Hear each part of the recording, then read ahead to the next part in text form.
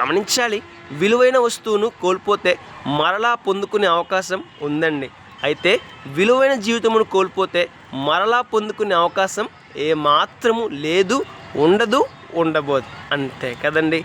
విలువైన వస్తువును కోల్పోతే మనం ఎంత కష్టపడినా, ఎంత ప్రయాసపడినా సరే కోల్పోయిన ఆ వస్తువును పొందుకునే అవకాశం ఉంది. అయితే విలువైన జీవితమును కోల్పోతే మనం ఎంత కష్టపడినా, ఎంత ప్రయాసపడినా, ఎంతగా ఆలోచించినా సరే కోల్పోయిన ఆ జీవితమును పొందుకునే అవకాశము ఉండదండి. ఉండదు, ఉండబోదు, ఉండదు కూడా. ఒకసారి ఆలోచన చేద్దామండి. విలువైన జీవితమును కోల్పోయే సందర్భాలు ఎన్నో ఉంటాయి కదా.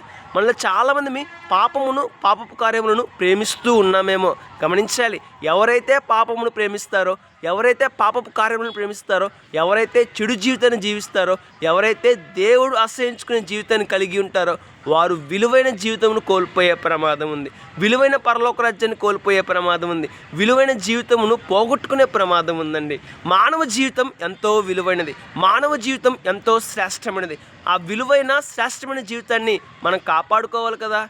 ఒకసారి ఆలోచించేద్దాం. జీవితమును కోల్పోతే మరలా పొందుకునే అవకాశం లేదు, ఉండదు, ఉండబోదు.